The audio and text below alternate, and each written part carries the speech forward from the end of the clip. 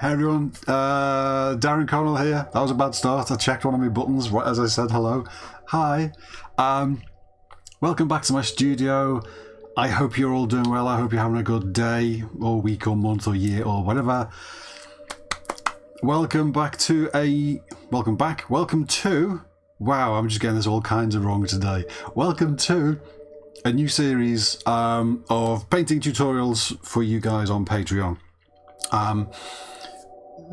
I was going to show you a screen share of who we're going to be painting in this next series, but I've just realised it's just been on the opening title card and it's probably in the title of the post, so I don't need to tell you, but let's show you anyway.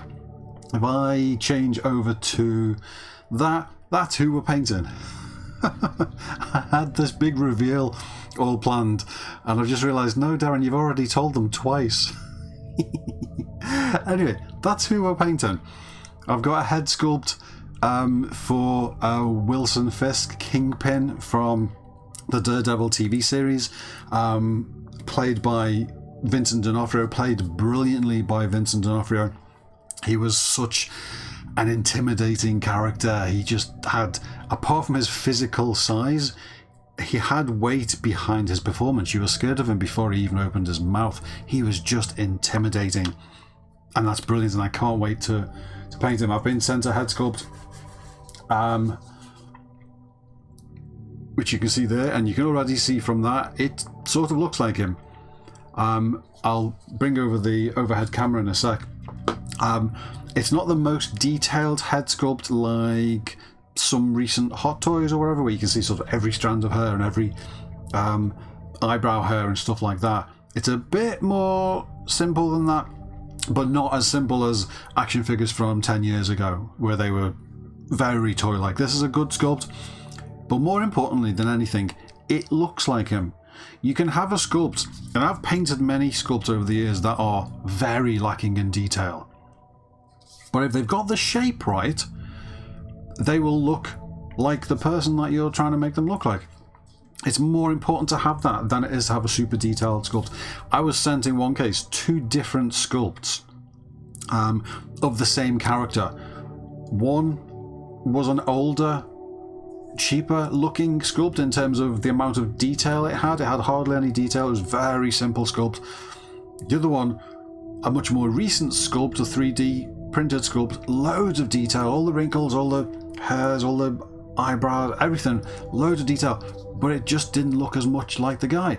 So I opted, because the client said you choose which one you think will look better in the end, I opted for the simple one because it had the proportions right, and that's the most important thing. This looks like him, and I'm really looking forward to bringing some of that, or trying to bringing some of that gravitas that he has in the role. So I'm going to bring the overhead camera. I'm going to let me check. I cannot talk today. I'm just going to quickly check that we are working. Music playing. It's counting up. It is recording. Yes, we're doing okay. So let me bring in this overhead camera and put it about there-ish. That should be all right. I can't even remember how to use all my stuff. Okay, let's change over. Now, I don't know... Okay, so the focus is about there. That's fine. Let me... Because I moved some stuff around and I haven't used it since, so I don't know if it's in the right place. That actually should work for now, because... So that's up there for when I'm painting. I could probably do with the focus being a little bit lower just for now, because we're just doing the base layer at the moment, so we don't need it to be up here while we're painting. So, camera 2, let's just take the focus a bit further down, so that's about right. There you go. So you can see, I'll put it against the tissue so you can see it. It looks like him, and I think with the right paint, if I do all of the work on his face that he has, it's all subtle stuff.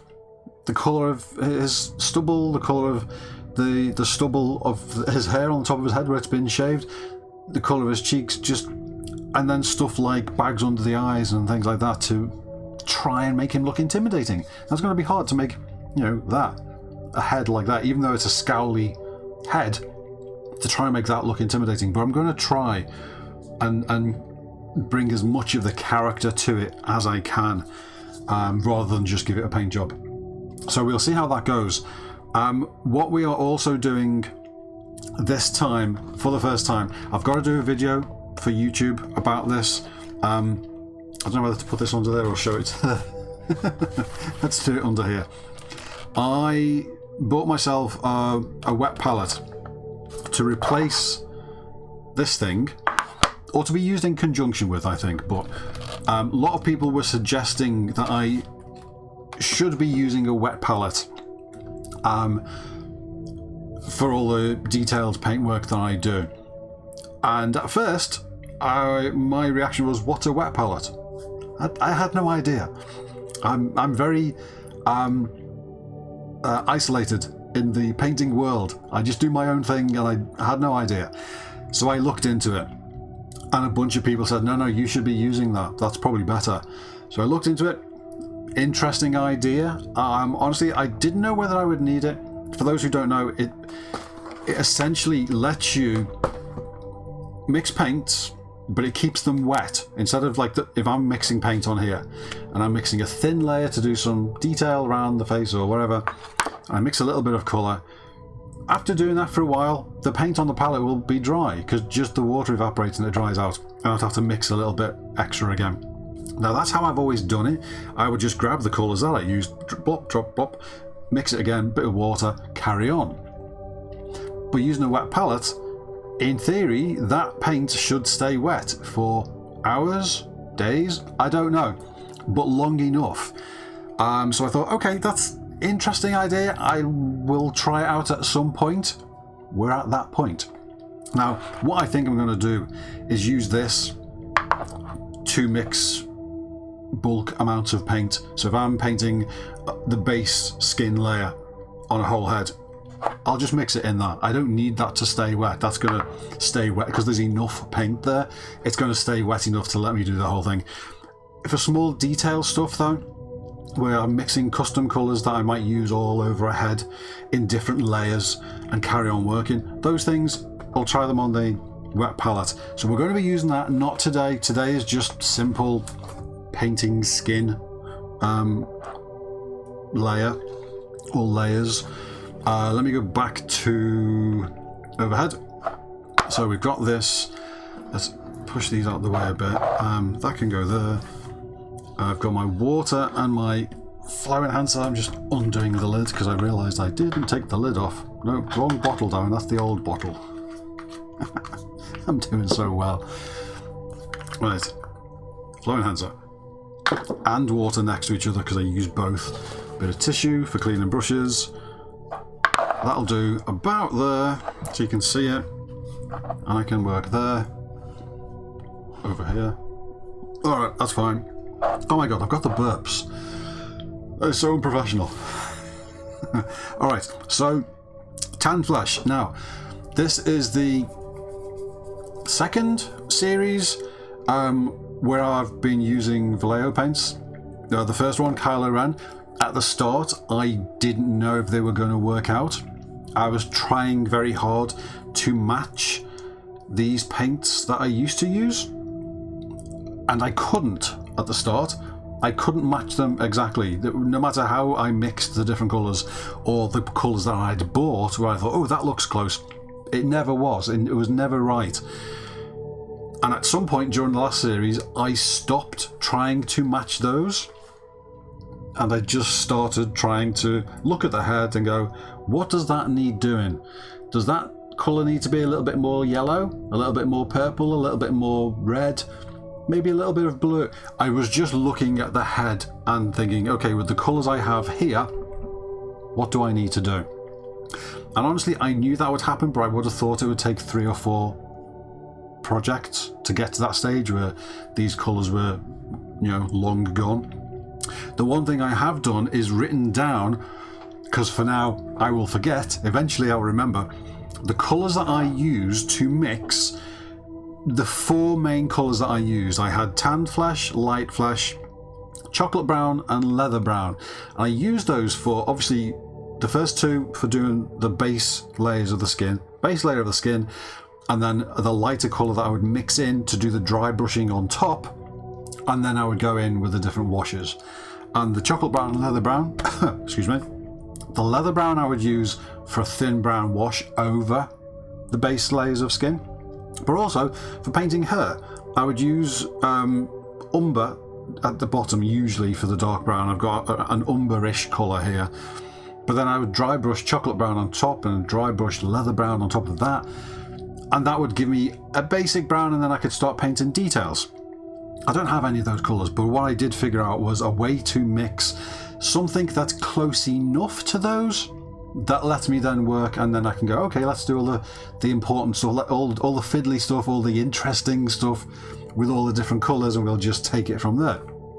So I wrote those down. So to get tanned flesh, or an approximation of it, it's not perfect, but it lets me, if you'll have seen the Kylo Ren series, or if you'll have seen the Kylo Ren photos, you know we got it looking like Kylo Ren in the end. So what I did to start with, I got beige red, I got sunny skin tone. Now eventually I could just pre-mix these in a bottle, to be honest. That would be a way of doing it. And vermilion. Those 3, mostly that, a couple of drops of that, 1 drop of that, was how I ended up getting a skin-ish colour, which then let me do some paler dry brushing on top, which then let me start adding some reds and some purples and some browns and all of the stuff. But for now, to do that, it's 3 colours, and I think I completely forgot to shake up the bottles beforehand. I think I will at some point, essentially when I remember to, pre-mix that colour in a bottle. I'll get a bottle, I'll empty a bottle out, pre-mix them into one of those bottles, and then I've got that tanned flesh colour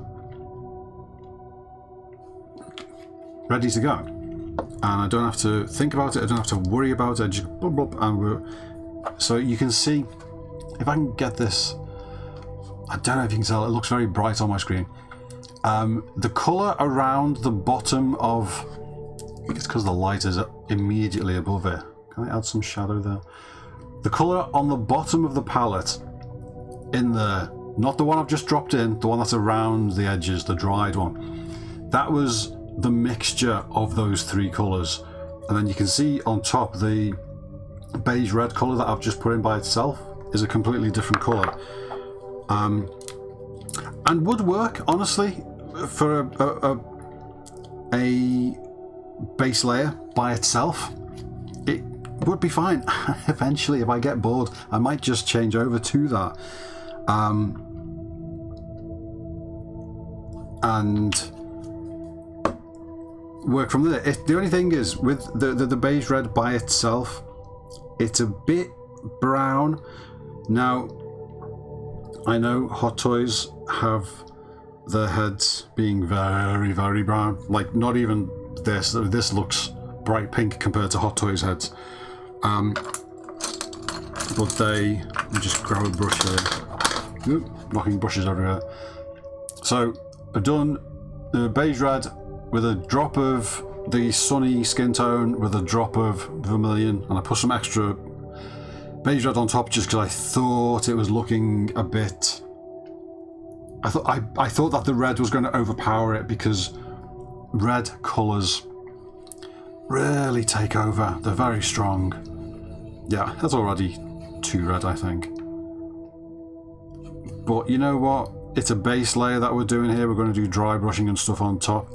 That's probably alright. I think we could get away with that. It's a little bit orange. Let's just knock it back with a little bit more beige red.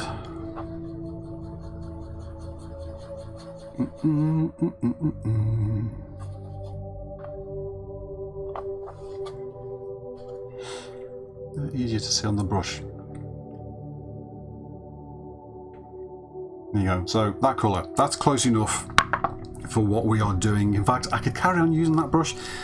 It's not the perfect brush. I was going to use a softer, thinner one, but honestly, for this start level, early layer, I could use that. We're just putting some colour on at the moment. Now, honestly, if I had an airbrush, this would be easier and quicker. For this bit, I could just go psh, psh, psh, psh, and it'd be done. Rather than having to do multiple layers with a brush and trying not to leave any brush strokes and all the rest of it. Are we on... where's the focus? Yeah, we're about right.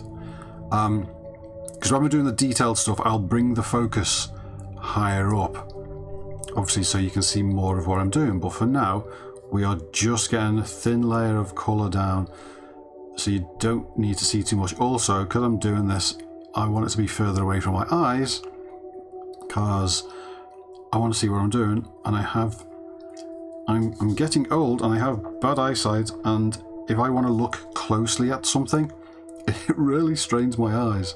Yes, I know, you're all going to tell me, get one of them magnifying things, Darren. I know, but I like the fact that there's nothing between me and the head I'm painting. So I'm looking at it with my eyes. There's no, anything getting in the way. But also, I've got a webcam here that's sort of pointing at the thing, and I've got a big magnifying glass here. You won't be able to see anything. So I sort of have to do it with my own eyes, just for the fact that I'm filming all of this.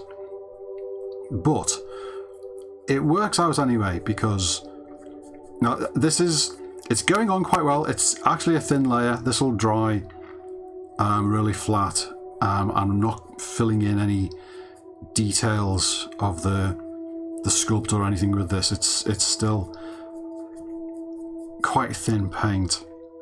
Could be a little bit thinner maybe, but honestly, I don't want to be doing like 5 layers of something just if I don't have to.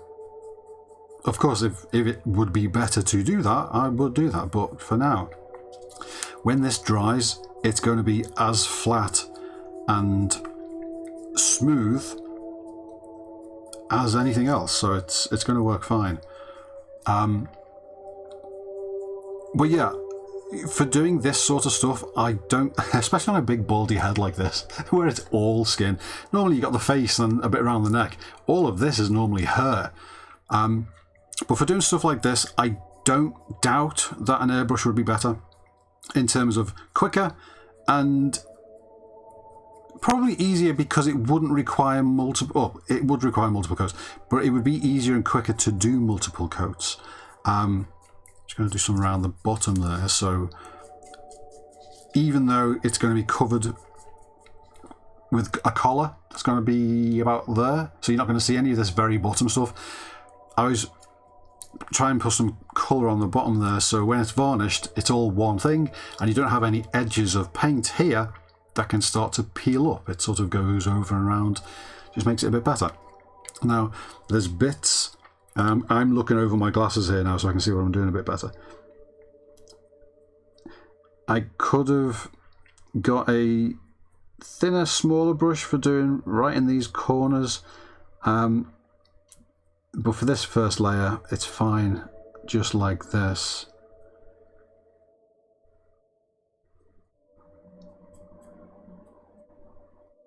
There's a little bit inside the ear there.